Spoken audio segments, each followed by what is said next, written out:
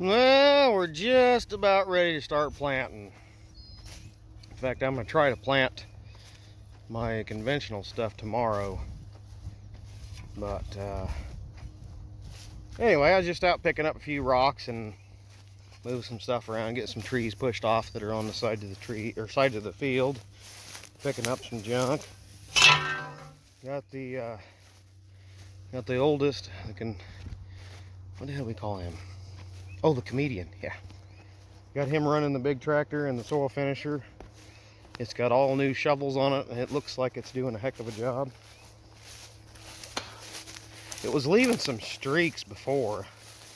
You know, you had some taller weeds or grass or something, and it would go through and just put a little dirt over it, and it wouldn't cut it out.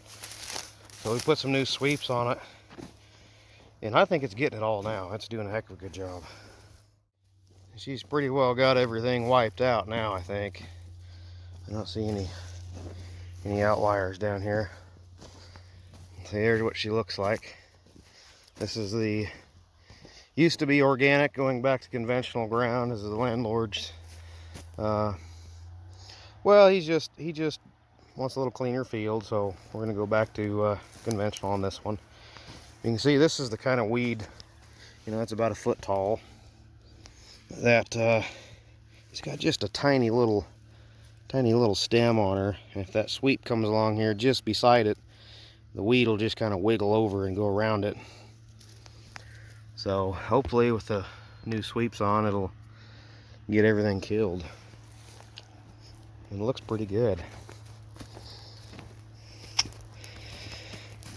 So anyway, while he's getting this field prepped, I'm gonna go back and get the planter all set up and ready to go. Just checking those and make sure they're out of the ground.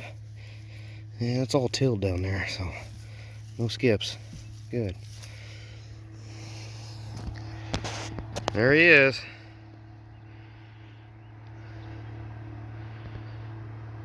Zipping right along.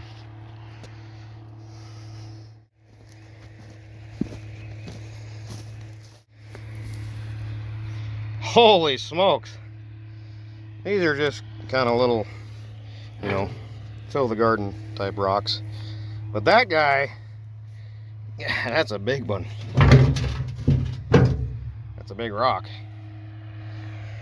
I don't know how that didn't break something when we subsoiling asphalt, and it was right in the shank, right in the middle. Yeah, that's probably the mark from the shank right there, skeeting across it. So anyway, we'll go dump these in the ditch and go check out the planter now, I suppose. Man, that thing is just so cool. I think I'll wait here just a minute so I can show you what that thing's doing.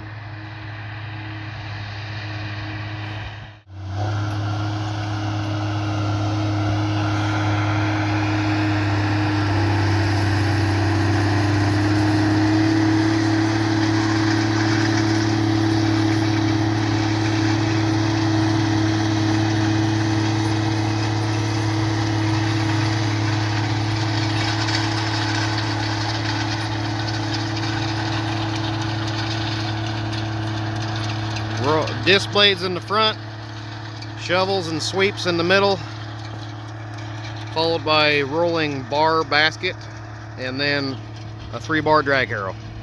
And that thing does a beautiful job when everything's working right. With new shovels, she's doing gorgeous. Looks amazing.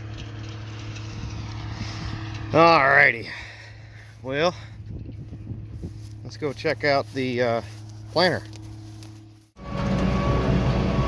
Well, there it is. I got her hooked up. We're going to go down to the house and get her greased and checked over and make sure everything's working. I think it ought to be pretty good shape. Nothing was messed up last fall when we put it away, so it shouldn't have too many malfunctions. Unless maybe a mouse has got in there. Gotta hope not. Well, there it is. Well, there it is, all folded out in front of the shop. Good gracious, takes up the whole driveway. So, I'm gonna go over it and grease it and make sure we don't have any mouse nests inside the boxes or in the drums. Then we'll do a run test in the morning, make sure everything's flowing good out of the seed hoppers, and make sure we get seed coming down to each individual row unit. We'll lift it up, we'll turn the planter on, make sure we get seed in our drums properly. Then we'll turn the ground drive wheel by hand, which is right there. Turn that by hand and make sure we have seed at each and every one of those rows, and we should be pretty well ready to go with it. If you guys watched my videos last year, you know I just got this planter kind of at the end of planting season last year because my other one had a malfunction, we'll just call it that. And this one's kind of fancy. It's got this Selectro row shut-offs on here, and it looks like they're not quite even, but these little rubber wheels come down and shut off 2 rows at a time for like point rows and overlaps and so on, so that you don't, you know, that way you're kind of saving on some seed. But they're not quite matching the row exactly right there, but pretty close. A little electric solenoid that pops them down and shuts off 2 at a time.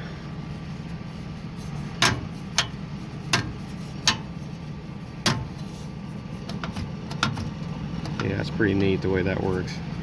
These 2 end ones here are not quite wanting to get quite where they're supposed to be, but they're pretty close.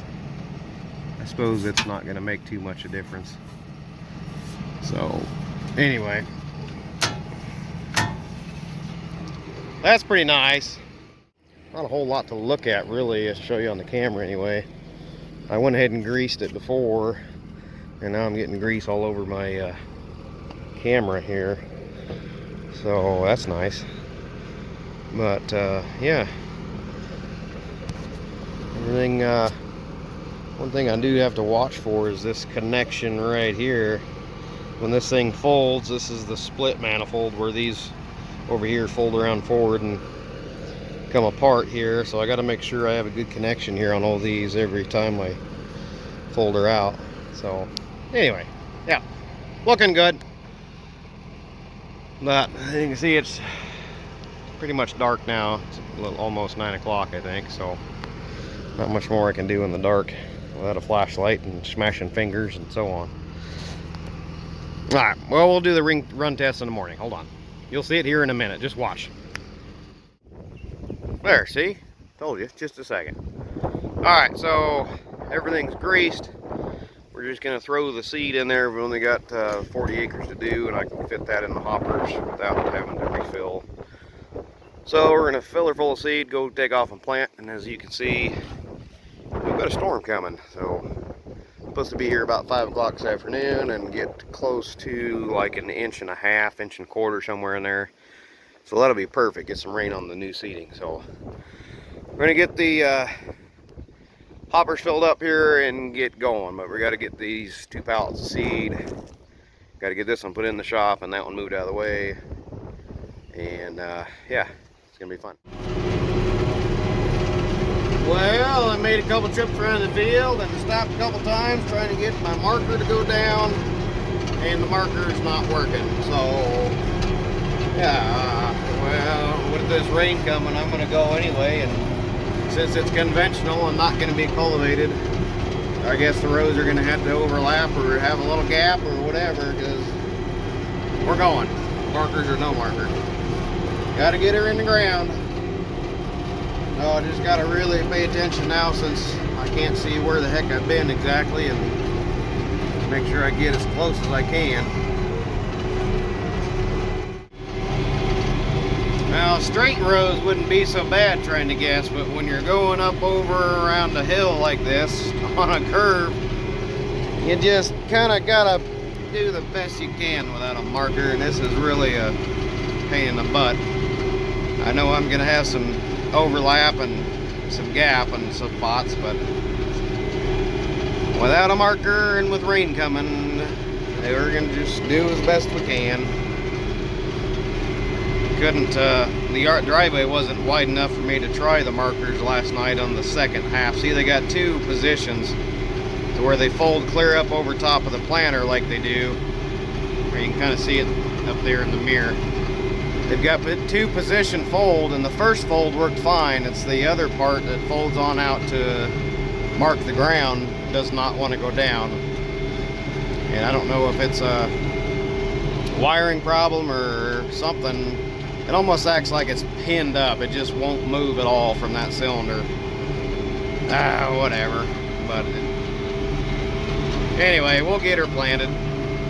It won't be the prettiest, but like I said, being it's no longer organic here. This used to be all organic, but since it's no longer organic, why it's going to get sprayed, so we don't have to worry about those overlap rows. We're not going to wipe it out with the cultivator, is what I'm saying. So, well, I got to get turned around and try to line up with those rows again. Here along the edge, I can do a little better job of videoing. It's easier to do along the edge.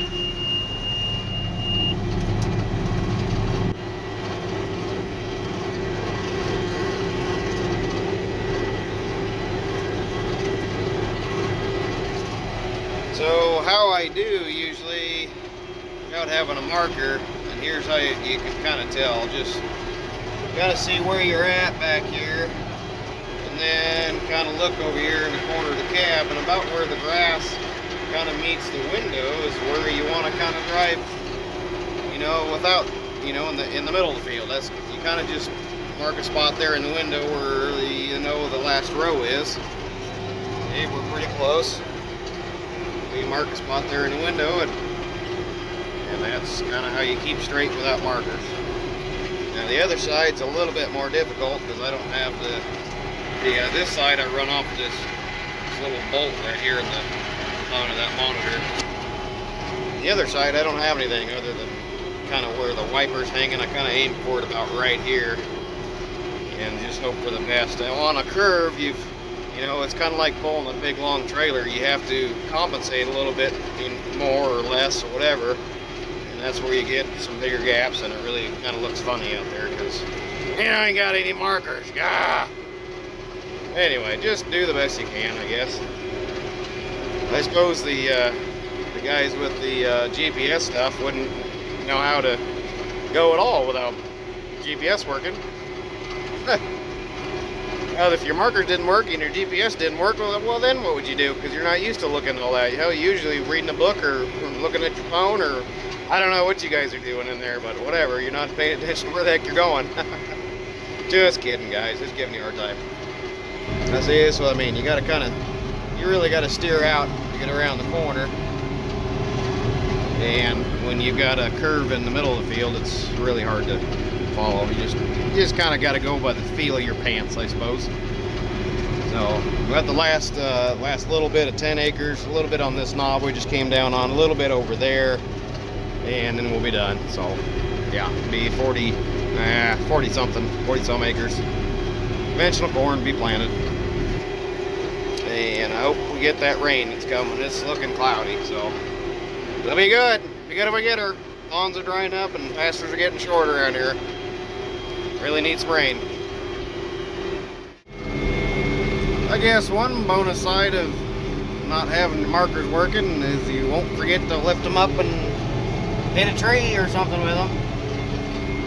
I did that last year. I was trying to set the right marker down up here on this little piece right there, and the left marker went down and went straight into that fence post right up there, the one that's bent over. You probably can't see it.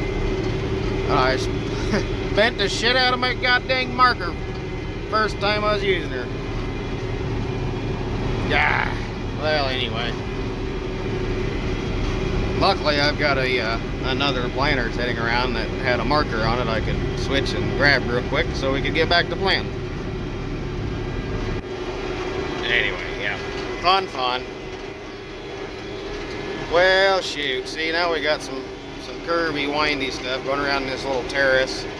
And this is another hill that we're kind of contouring while we plant, so it's going to be interesting trying to get that all figured out.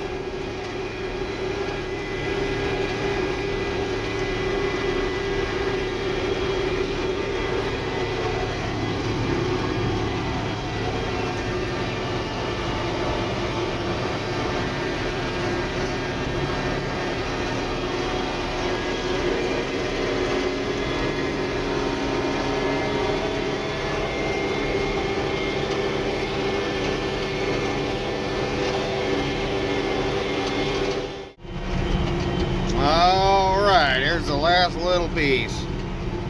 Just barely enough room to turn the tractor back around and get it. Just a little bitty bugger. There's that other hill, it's done. Just one little loop around, back up and back down, and we'll be done.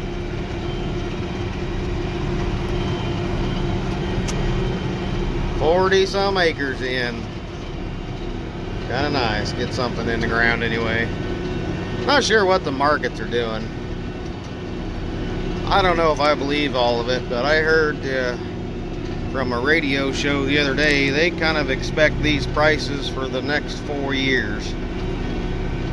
Nah, I don't know about that. And if that's the case, then the organic prices are currently not trending up the way conventional prices are. So if conventional is going to go higher, that thing's squawking. If conventional is going to stay higher for the next 4 years, then you'd think the organic would start bouncing back up, and it definitely needs to, because it's not nearly as competitive right now as the conventional stuff is. So I don't know, maybe if the organic's not going to trend higher next year, maybe we'll go back to conventional, because the way the organic's going, it's awful hard to make any money with the organic. We've just been kind of scraping by, making a little here and there, but you know, shoot, if conventional is going to be $6-7 corn, why, you know, and organic stuff's only $8, you know, that's not near enough to stay in the organic. So these guys better get to doing something. But we'll be going back to conventional too, so I don't know. Some of my neighbor organic guys have went back to conventional just because of the fact that they could make, you know, just as much or more money, because they're not out there all day in the tractor trying to, you know, take care of weeds and such, that they can be doing something else making money. So, you know, I guess that's one way to think about it. So I don't know, we'll have to wait and see. Yeah, that thing's always screaming at me as soon as I lift it out of the ground. That's what that's all about.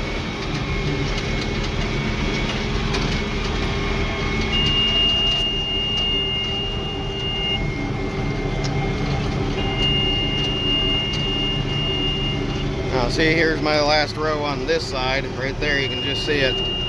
Kind of put that right about there. And kind of hope for the best. Set the planter down and away you go.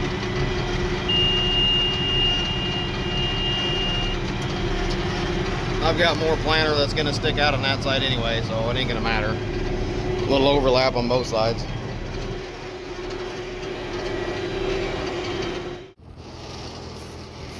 Well, that's it. So I might come back here and see how much is in the hoppers yet. I never did. The hopper alarm never came on. And we put more in there than what we have, obviously, and than what you need, obviously. So, oh, that's hard to do one-handed. Oh.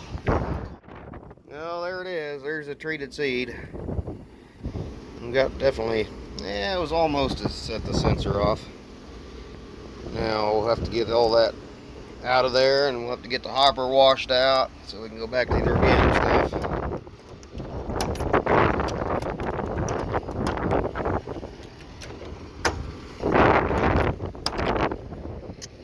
Check on over here to the other one.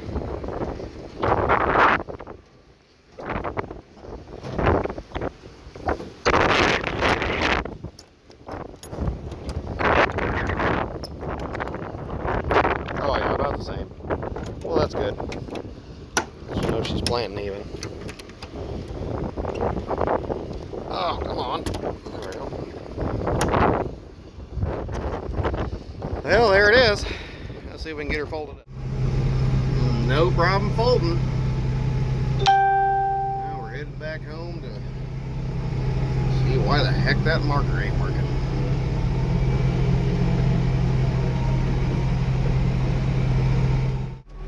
Well, I just figured out what the deal was.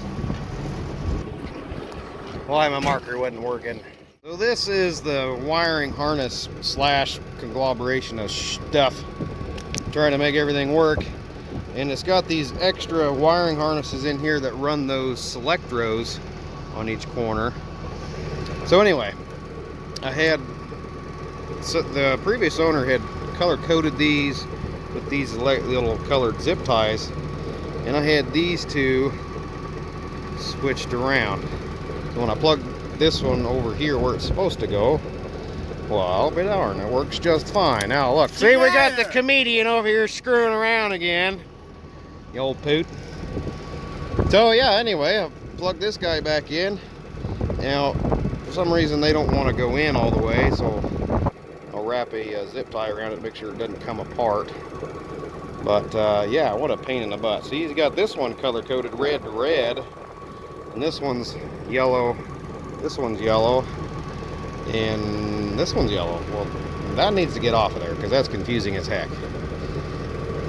So yeah, anyway, she's fixed. We got her good to go.